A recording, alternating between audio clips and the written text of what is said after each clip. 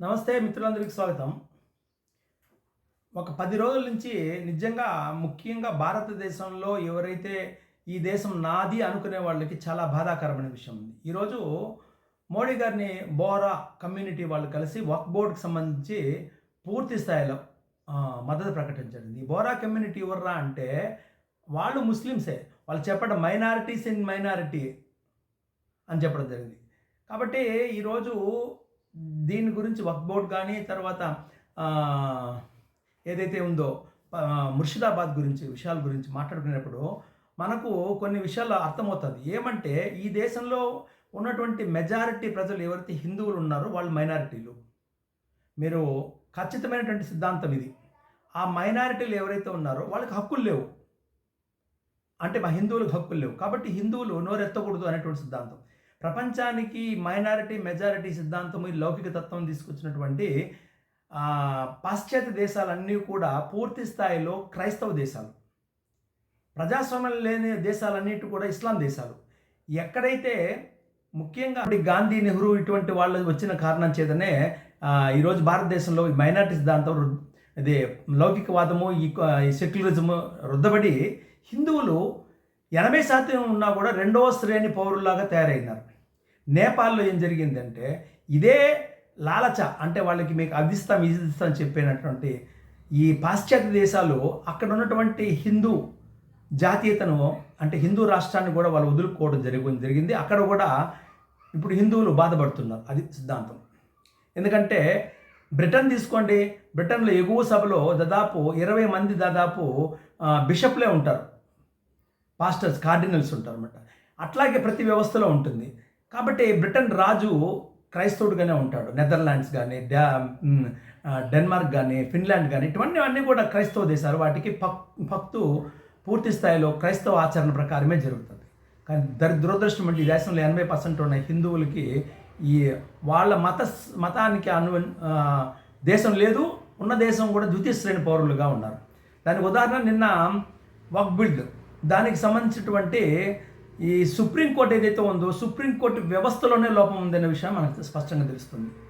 ఏమిరా అంటే సుప్రీంకోర్టు హిందువులకు వ్యతిరేకంగా మాట్లాడారు. ఇది ఏంటంటే మైనారిటీ, మెజారిటీ అనేటువంటి సిద్ధాంతము ఏదైతే రుద్దబడ్డారో ఇది బ్రిటన్, పాశ్చాత్య సిద్ధాంతాలు, పాశ్చాత్య దేశాలు ఏమంటే అక్కడ మైనారిటీలను అదిమేస్తారన్న ఉద్దేశంతో అదే మనకు రుద్దారనమాట.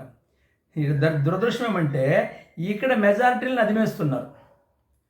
అక్కడేమో మెజారిటీలు క్రైస్తవ సిద్ధాంతము, క్రైస్తవం ప్రకారమే ఉంటారు. మెజారిటీ కష్టం వస్తుందని చెప్పడం జరిగింది, వాళ్ళకి అనుకూలంగా పెట్టారు. అవే ఇక్కడ మనకు తీసుకొచ్చి మైనారిటీలు నెత్తి మీద పెట్టుకోవడము, మైనారిటీలు సంతృప్తీకరణ చేయడం చేత పూర్తి స్థాయిలో దౌర్భాగ్యం స్థితికి రావడం జరిగింది. ఇది మూలమైనటువంటి విషయం ఏమంటే మైనారిటీ సంతృప్తీకరణం అనేది సుప్రీంకోర్టులో లోపల స్థాయికి వెళ్ళిపోయింది. వాళ్ళకి ఎంత దూరం అయితే పారదర్శకంగా మాట్లాడతారు. సుప్రీంకోర్టు అన్ని విషయాల్లో పారదర్శకం ఉండాలి, కానీ వాళ్ళ నియామకంలో మాత్రం కొలిజియం కావాలా, అంటే మూసిపెట్టుకొని చేసుకోవాలి. అంటే కొలిజియం కావాలా, పారదర్శకం అవసరం లేదు. ఇది వాళ్ళ పద్ధతి. ఇక వెళ్దాం. హిందువులకి జరిగినటువంటి అవమానాలు. ఇప్పుడు విష్ణు శంకర్ జైన్ అనేటువంటి ఆయన కానీ, ఉపాధ్యాయుని అనేటువంటి ఇద్దరు లాయర్లు ఒకటే మాట చెప్పారు. వక్ఫ్ బోర్డుకి సంబంధించి మేము ఎన్ని కేసులు వేస్తే మీరు నేరుగా మాకు ఎందుకు వస్తారు, మీరు స్టేట్ హైకోర్టులకు వెళ్ళండి అన్నారు. స్టేట్ హైకోర్టులకు వెళ్ళండి, అక్కడ చేయండి అన్నారు. కానీ అదే వక్ఫ్ బోర్డుకి వ్యతిరేకంగా సుప్రీంకోర్టులో కేసు నేరుగా తీసుకోవడం జరిగింది. ఇది మొదటి విషయం. అంటే పక్షపాతానికి పూర్తి స్థాయి పరాకాష్ఠకు సుప్రీంకోర్టు వెళ్ళిపోయింది అన్న విషయం తెలియజేస్తుంది. ఇక్కడ పక్షపాతానికి అంతేకాకుండా భూములకు సంబంధించినటువంటి పత్రాలు ఎక్కడి నుంచి తెస్తారు, తేవాల వాళ్ళ పని, తెచ్చేది వాళ్ళ పని. మమ్మల్ని దమ్మన్నారు కదా, శ్రీరామచంద్రుడి యొక్క ఆధారాలు ఏమంటే తీసుకొచ్చారు కదా, పట్టుకొచ్చారు కదా, దానికి సంబంధించినటువంటి రచనలు, దానికి సంబంధించినటువంటి పత్రాలు, దానికి సంబంధించిన వంశావళి అన్నీ తీసుకొచ్చారు కదా. అట్లాగే జమా మసీదు పత్రాలు తేవాలంటే మసీదు పత్రాలు, ఇటువంటి మసీదు పత్రాలు తేవాలంటే పత్రాలు తెస్తే దాని కింద ఉండేటువంటి భూములు దేవాలయాలు బయట వస్తాయి. అందుకోసం ప్రొటెక్షన్ కోసమే, అంటే మసీదుల కింద ఉన్నటువంటి వ్యవస్థ ఏదైనా బయట వస్తుందనే ఉద్దేశంతో సుప్రీంకోర్టు పూర్తి స్థాయిలో పత్రాలు అవసరం లేదని చెప్తోంది. అంటే పత్రాలు ఎక్కడి నుంచి తెస్తారంటే, పత్రాలు ఎక్కడి నుంచి తెస్తారంటే మసీదుల కింద ఉన్నటువంటి దేవాలయాల పరిస్థితులు బయట వస్తాయనే విషయంతో వాళ్ళు చెప్తున్నారు. అదేవిధంగా వక్ఫ్ బోర్డులో హిందువులు ఎందుకు, అన్యమతస్థులు ఎందుకు? వక్ఫ్ బోర్డ్ అనేది రిలీజియస్ పర్పస్ కాదు, ఆ ఆ మతానికి సంబంధించిన వాళ్ళకి ఇచ్చినటువంటి ఆస్తులు. 1400 సంవత్సరాల ముందు, 1400 అంటే ఇస్లాం పుట్టక ముందున్నటువంటి ఒక గ్రామము ఏదైతే తిరుచెందూరు అనుకుంటా, తిరుచి సమీప ప్రాంతంలో గుడితో సహా వక్ఫ్ బోర్డ్ అన్నారు. ఈ మధ్యకాలంలో ఒక వెల్పూర్ అనేటువంటి తమిళనాడు ఊరు మొత్తం కూడా వక్ఫ్ బోర్డ్ అంటున్నారు. అంటే ఊరు వక్ఫ్ బోర్డ్ అంటే ఆ ఊర్లో ఉండే హిందువులు ఎవరికి చెప్పుకోవాలా? వక్ఫ్ బోర్డ్లో ఉండేటువంటి మొత్తం ముస్లిం కమ్యూనిటీ వాళ్ళనే ఉంటారు కదా, ముల్లాలు మౌల్వీలు వాళ్ళే ఉంటారు. వాళ్ళు పోయి వీళ్ళు గోడు చెప్తే వాళ్ళు ఏమి వింటారు? ఈ కారణం చేతనే అన్యమతస్థులను పెట్టాలని చెప్పడం జరిగింది. ఇప్పుడు ఈ దేశంలో ఉండేటి మొత్తం భూమి అంతా హిందువులదే అండి. ఈ దేశంలో ఉన్న భూమి అంతా కూడా హిందువులది. ఇప్పుడు ఉండేటువంటి ముసల్మాన్లు అందరూ కూడా మార్పు చెందిన వాళ్ళు, మతం మార్చినటువంటి వాళ్ళు. కాబట్టి ఈ దేశంలో హక్కుదారులు హిందువులే, సొంత హక్కుదారులు. అటువంటి వాళ్ళు లేకుండా మీరే నిర్ణయించుకొని వక్ఫ్ బోర్డు పైన పూర్తి స్థాయిలో మీ అధికారాలు ఏంది అని మాట్లాడితే, మీ యొక్క మతపరమైన విషయాల గురించి మాట్లాడితే అప్పుడు తప్పు. కానీ మా భూములు లాక్కొని మా వ్యవస్థలో ఉండేటువంటి మా యొక్క భవనాలు లాక్కునేటప్పుడు మేము తప్పు అని చెప్పేటప్పుడు మా మాట వినేవాళ్ళు ఉండాలి కదా. అందుకోసం పెడితే అది తప్పు అని మాట్లాడతారు. కలెక్టర్ అధికారి అంటారు. ఇంకెవ్వరు వద్దండి, నలుగురు ముల్లాలు మౌల్వీలు కూర్చొని వాళ్ళు చెప్పినట్టు హిందువులు ఎవరు వద్దు అనకుండా గ్రామాలు ఇచ్చేస్తే పాకిస్తాన్ బయట ఏర్పాటైంది. 72 లక్షల చదరపు కిలోమీటర్ల వక్ఫ్ భూమి లోపల ఉంది, భారతదేశం లోపల ఉంది. కాబట్టి మళ్ళీ ఒక సంక్లిష్ట పరిస్థితి ఏర్పాటయ్యేదానికి తయారు చేస్తున్నారు ఈ సుప్రీంకోర్టు వాళ్ళు. కాబట్టి అడిగేదానికైనా కనీసం చెప్పేదానికైనా ఉండాలి. హిందువులు మాత్రం ప్రతి విషయంలో పత్రాలు ఎక్కడ, అవి ఎక్కడ, ఇవెక్కడ, నిబంధనలు ఎక్కడ, మీరు పాటించారా? 500 సంవత్సరాలు పోరాడారు అయోధ్య రామ జన్మభూమి కోసం. ఈ వక్ఫ్ ఆస్తులు అనేటివి వాళ్ళకి సంబంధించిన విషయాలు కాదు, అది మత సంబంధించిన విషయాలు కాదు, వాళ్ళ పరిపాలన సంబంధించిన విషయాలు. అది కూడా మర్చిపోతున్నారు. ఇంకా ముర్షిదాబాద్ విషయానికి వచ్చేటప్పటికి, ముర్షిదాబాద్ అనేటువంటిది హిందువులు చేసుకున్నటువంటి స్వయంకృత అపరాధము. ఎప్పుడైతే మీరు కలిసి నిలబడకపోతే ఇలాగే జరుగుతున్న దానికి 100% రైట్. ఎవరైనా కానీ పరిపాలన పరంగా కానీ ఎవరైనా కానీ హిందువుల కోసం వచ్చినప్పుడు వాళ్ళని మనము ఆహ్వానించాలా. మీరు ఆహ్వానించకుండా, మీరు వాళ్ళకి చేయకుండా మమ్మల్ని కాపాడమంటే ఎక్కడి నుంచి కాపాడతారో? మీకు ఎదురుగా హిందూ వ్యతిరేకమైనటువంటి తర్వాత ఒక బెంగాల్లో ఒక వికృత రూపం చూపిస్తున్నట్టు మమతా బెనర్జీ ఉన్నప్పుడు, అటువంటి వ్యక్తి హిందువులు నాశనం చేయాలని కంకణం కట్టుకున్న వ్యక్తి ఉన్నప్పుడు, మీరు ఆమె ఇచ్చేటువంటి చిన్న చిన్న తాయిలాలకు ఇది అయిపోయి వాళ్ళకి అనుకూలంగా ఓట్లు వేసి అంతే. ఒకటే ఉదాహరణ, ముర్షిదాబాద్లో అభిరంజన్ చౌదరి అని అంటున్నాడండి. అతను అద్భుతమైన కాంగ్రెస్ ఇంతకుముందు ప్రతిపక్ష నాయకుడు. అతను సమానంగా చూస్తున్నాడు, కానీ అతన్ని గెలిపించారు ఈసారి. యూసఫ్ పఠాన్ ఎక్కడో గుజరాత్ నుంచి తీసుకొచ్చింది యూసఫ్ పఠాన్ నిలబెట్టి అభిరంజన్ చౌదరిని ఓడించారు.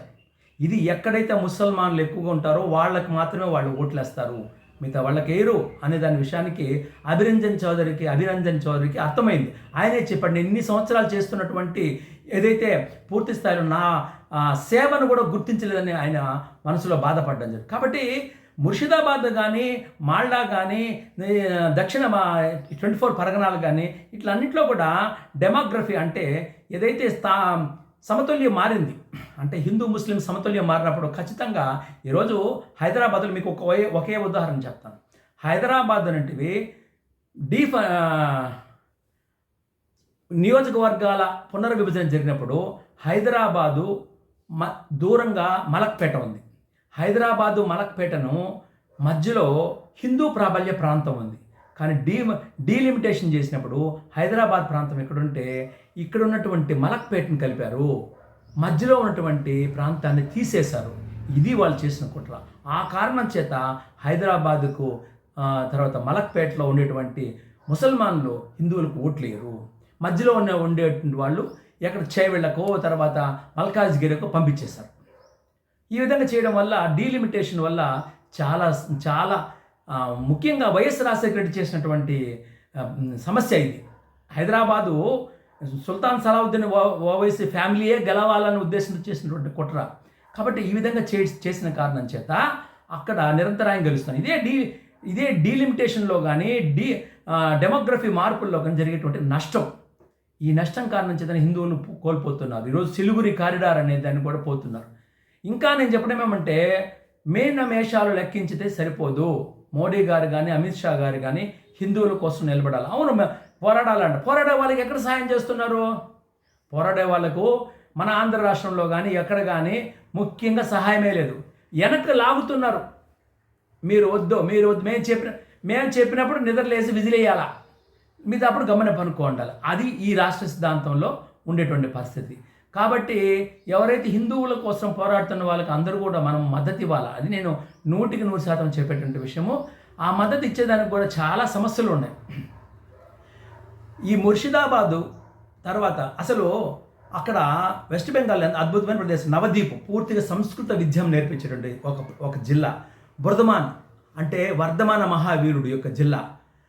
తర్వాత చాలా ఉన్నాయన్నమాట. అటువంటి విశేషమైనటువంటివన్నీ ఆ ప్రాబల్య ప్రాంతాలన్నీ కూడా పూర్తిగా వాటి అస్తిత్వాన్ని కోల్పోయినాయి. నేను ఒకటి చెప్తానండి, ఈ దేశంలో బెంగాల్లో అత్యంత ఘోరంగా బెంగాల్ రాష్ట్ర విభజన చెందడానికి బక్తియార్ ఖిల్జీ కారణం.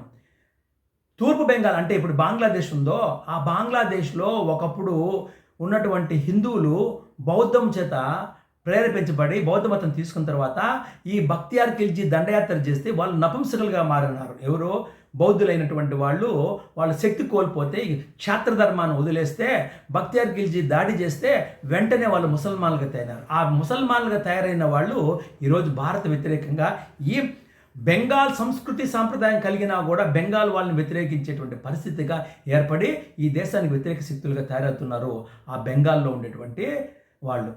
అంటే తూర్పు బెంగాల్ వాళ్ళు అంటే బంగ్లాదేశ్ వాళ్ళు. ఈరోజు బంగ్లాదేశ్ నుంచి ఎంతోమంది చొరబడి వస్తున్నారని కాదు, బంగ్లాదేశ్ నుంచి చొరబడి వస్తున్న తర్వాత సంగతి వస్తున్నారు. ఇక్కడ ఉండేటువంటి వాళ్ళే మన వాళ్ళని హిందువులను చంపుతున్నారు. ఇది ముర్షిదాబాద్లో జరుగుతుంది. కాబట్టి హిందువులు ఇంకనైనా మేల్కోవాలి. ఇంకొక ముఖ్యమైన విషయం చెప్తాను. భారతదేశము ఆర్టికల్ 1 ప్రకారము union of states with federal touch, అంతేగాని ఫెడరలిజం మరి విడిపోయేదానికి లేదండి. తమిళనాడుకు సంబంధించినటువంటి స్టాలిన్ చాలా దుర్మార్గమైనటువంటి అడుగు వేస్తుంటే స్వయం ప్రతిపత్తి జస్టిస్ కురియన్ అనే అతనిలో ఒక అధ్యయనాన్ని కోసం కమిటీ వేశాడు. వాడేమంటాడంటే, జస్టిస్ కురియన్ వాడేమంటాడంటే రాజ్యాంగ అంటే సుప్రీంకోర్టులో ఉన్నటువంటి ఒక సంస్కృత శ్లోకాన్ని తీసేయాలంటాడు. ఆ విధంగా ప్రతి దాంట్లో సంస్కృతం ఇవి ఏది హిందూ ధర్మానికి సంబంధించిన ఏ విషయాలు కూడా కనబడకూడదు అనేటువంటి విషయం. అసలు దరిద్రం ఏమంటే ఈ దేశంలో ఉండేటువంటి ప్రతి భాష హిందూ ధర్మమే. సంస్కృతం కానించి కేరళ మలయాళం వరకు తమిళం వరకు ప్రతిదీ కూడా హిందూ భాషలు. ఈ ధర్మానికి సంబంధించిన వాళ్ళకే భాషలు ఉంటాయి. అన్యమతస్థులకు ఆ భాషలను ఆక్రమించుకున్నారు. కాబట్టి ఈ ఆర్టికల్ 1 ప్రకారం దేశంలో విభజన చెందడానికి వీలే లేదు. ఆర్టికల్ ఒప్పుకోదు. ఆర్టికల్ 1 యూనియన్ ఆఫ్ స్టేట్స్ మనం సులభంగా గుర్తుపెట్టుకోవాల్సినామంటే యునైటెడ్ స్టేట్స్ ఆఫ్ ఇండియా కాదండి మనది, union of states. India that is Bharat.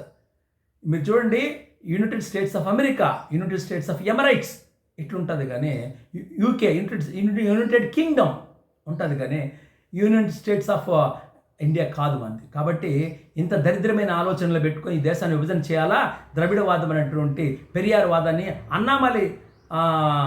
Annadurai ఆయన మొదలు స్టార్ట్ చేశాడు. ఎవరు? ఈ డిఎంకే పార్టీకి సంబంధించినటువంటి వ్యక్తి. ఆయన కూడా దేశం నుంచి విడిపోవాలనే ఆ ప్రయత్నం అప్పుడు చేశారు, మళ్ళీ ఇప్పుడు చేస్తున్నారు.